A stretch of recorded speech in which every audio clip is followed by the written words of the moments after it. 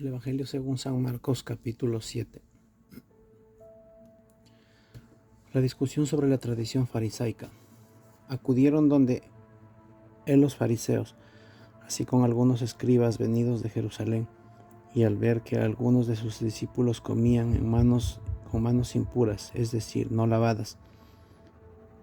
Es que los fariseos y todos los judíos no comen sin haberse lavado las manos hasta el codo, aferrados a la tradición de los antiguos, y al ver de la plaza, si no se bañan, no comen, y hay otras muchas cosas que observan por tradición, como la purificación de copas, jarros, bandejas.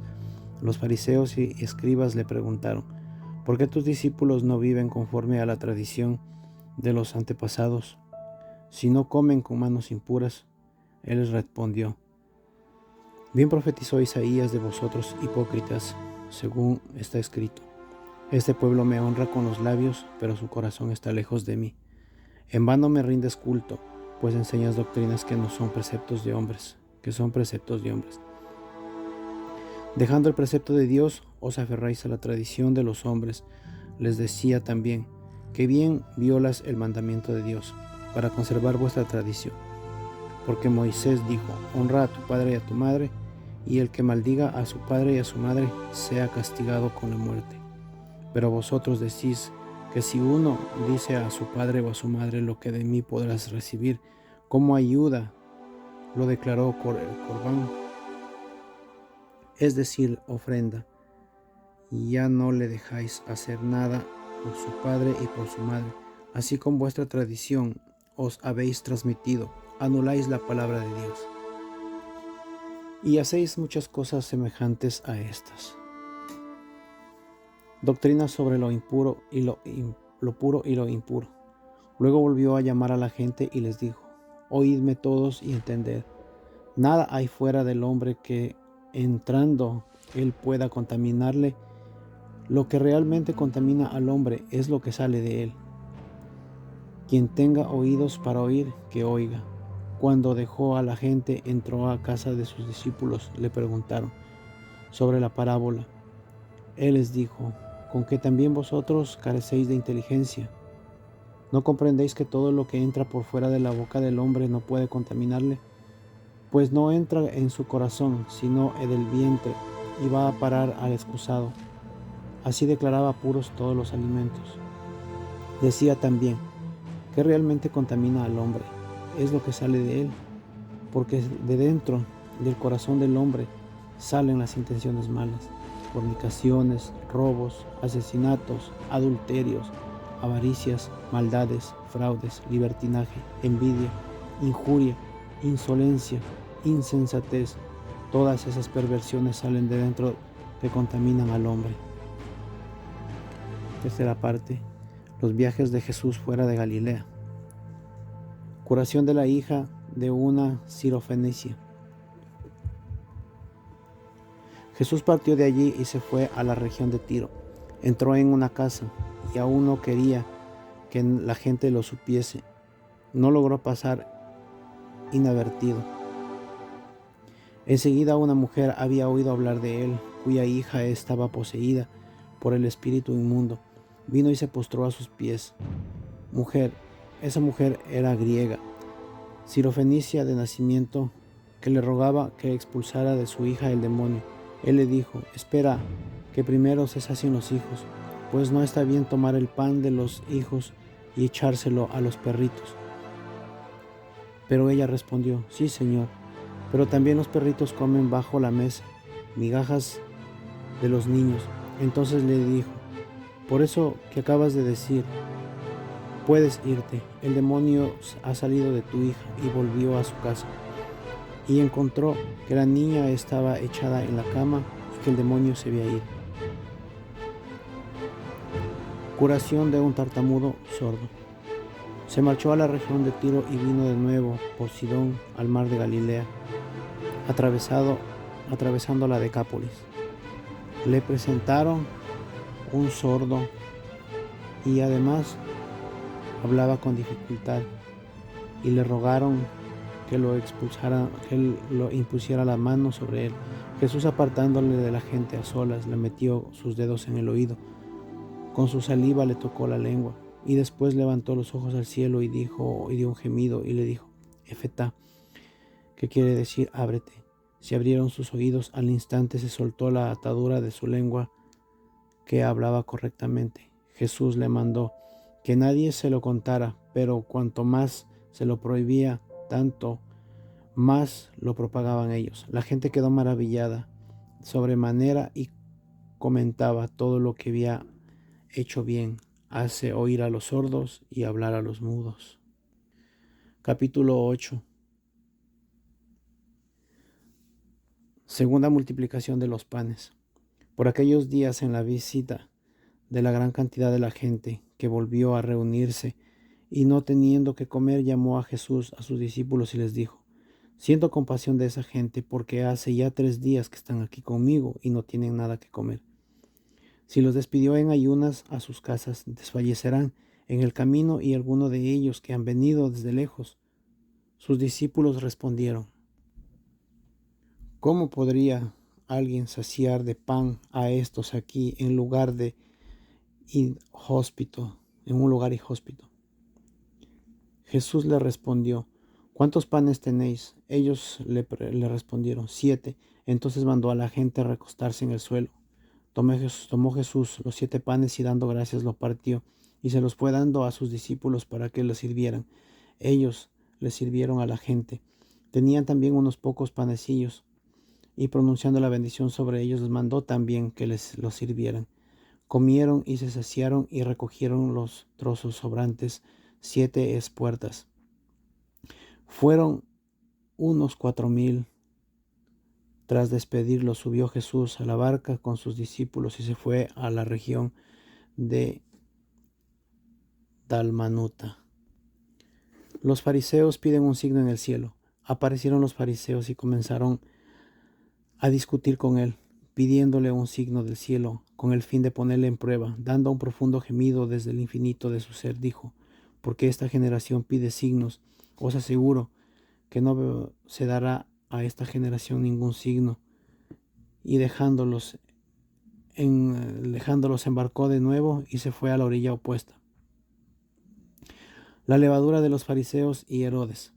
Se habían olvidado de tomar panes y no llevaban consigo en la barca más que un pan. Jesús le hizo esta advertencia: abrid los ojos y guardaos de la levadura de los fariseos y la levadura de Herodes. Ellos comentaban entre sí: ¿qué tienen que no tenían panes? Dándose cuenta, les dijo: ¿por qué estáis hablando que no tenéis panes? ¿Aún no comprendéis ni entendéis? Es que tenéis la mente embotada. Teniendo los ojos no veis, teniendo oídos no oís. ¿No os acordáis de cuando partí los 5 panes para los 5,000? ¿Cuántos canastos llenos de trozos recogisteis? 12, le dijeron. ¿Y cuánto partí los 7 entre los 4,000? ¿Cuántas espuertas llenas de trozos recogisteis? Contestaron: 7. Y continuó: aún no entendéis. Curación del ciego de Betsaida. Curación del ciego de Betsaida. Cuando llegaron a Betsaida, le preguntaron un ciego y le suplicaron que tocase.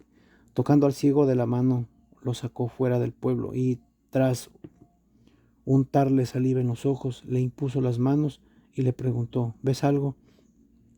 Él alzó la vista y dijo: veo a los hombres, pero lo veo como árboles que andan. Después volvió a ponerle las manos en los ojos. Comenzó a ver perfectamente. El ciego quedó curado, de suerte que distinga de lejos claramente todas las cosas. Después lo envió a su casa diciéndole: ni siquiera entres al pueblo. Profesión de fe de Pedro. Salió Jesús con sus discípulos hacia los poblados de la región de Cesarea de Filipo, y por el camino hizo esta pregunta a sus discípulos: ¿quién dicen los hombres que soy yo? Ellos respondieron: unos que Juan el Bautista, otros que Elías, otros que uno de los profetas. Él les preguntó: ¿pero vosotros, quién decís que soy yo? Pedro le contestó: tú eres el Cristo. Entonces les ordenó enérgicamente que a nadie hablara acerca de él. Primer anuncio de la pasión. Jesús comenzó a enseñarles que el Hijo del Hombre debía sufrir mucho para ser reprobado por los ancianos, los sumos sacerdotes, los escribas, que la matarían y que resucitaría a los 3 días. Hablaba de esto abiertamente. Pedro se lo llevó aparte y se puso a reprenderle. Pero él, volviéndose y mirándole a los discípulos, reprendió a Pedro diciéndole: Quítate de mi vista, Satanás, porque tus pensamientos no son los de Dios, sino de los hombres. Condiciones para seguir a Jesús. Llamando a la gente a la vez que a sus discípulos les dijo: Si alguno quiere venir en pos de mí, niéguese a sí mismo, tome su cruz y sígame. Porque quien quiera salvar su vida, la perderá, pero quien pierda su vida por mí y por el evangelio, la salvará. Pues ¿de qué le sirve al hombre ganar el mundo entero si arruina su vida? ¿Qué puede dar el hombre a cambio de su vida? ¿Por quien se avergüence de mí y de mis palabras, esta generación adúltera y pecadora, también el Hijo del Hombre se avergonzará de él cuando venga en la gloria de su Padre con los santos ángeles. Capítulo 9. Y les decía también: Yo os aseguro que algunos de los que aquí presentes no gustarán la muerte hasta que vean venir con el poder del reino de Dios. Capítulo 9. La transfiguración. 6 días después tomó Jesús consigo a Pedro, Santiago y Juan y se los llevó a ellos solos aparte al monte alto y se transfiguró delante de ellos. Sus vestidos se volvieron resplandecientes, muy blancos, tanto que ningún batanero en la tierra sería capaz de blanquearlos en ese modo. Se les aparecieron Elías y Moisés, que conversaban junto con Jesús. Tomó Pedro la palabra y le dijo: Jesús, Rabí, está bien que nos quedemos aquí. Vamos a hacer 3 tiendas, una para ti, otra para Moisés y otra para Elías. Es que no sabéis qué responder. Pues estaban atemorizados. Entonces se formó una nube que los cubrió con su sombra, y una voz desde el cielo llegó desde la nube: Este es mi Hijo amado, escuchadle. Al momento miraron alrededor y no vieron a nadie más que a Jesús con ellos. La venida de Elías. Cuando bajaban del monte, les ordenó que a nadie contase lo que había visto hasta que el Hijo del Hombre resucitara de entre los muertos. Ellos observaron esta recomendación, discutieron entre sí qué era eso de resucitar de entre los muertos, y les preguntaron: ¿por qué decís que los escribas de Elías deben venir primero? Él les contestó: Elías vendrá primero y restablecerá todo. Mas, como está escrito, el Hijo del Hombre que sufrirá mucho y será despreciado. Pues bien, yo os digo, Elías ha venido y han hecho con él cuanto han querido, según estaba escrito de él. El demonio epiléptico, al llegar junto a los discípulos, vio a mucha gente, que los rodeaba, y a uno de los escribas que discutían con ellos. Toda la gente, al verlo, quedó sorprendida y corrieron a saludarle. Él les preguntó: ¿de qué discutís con ellos? Uno de entre la gente respondió: Maestro, te he traído a mi hijo, que tiene un espíritu mudo. Donde quiera que se apodera de él, lo derriba y le hace echar espumarajos y rechinar los dientes, y lo deja rígido. He dicho a tus discípulos que lo expulsaran, pero no han podido. Jesús exclamó: hay generación ridícula, incrédula. ¿Hasta cuándo estaré con vosotros? ¿Hasta cuándo habré soportado? Traérmelo. Y se lo trajeron. Apenas el espíritu vio que Jesús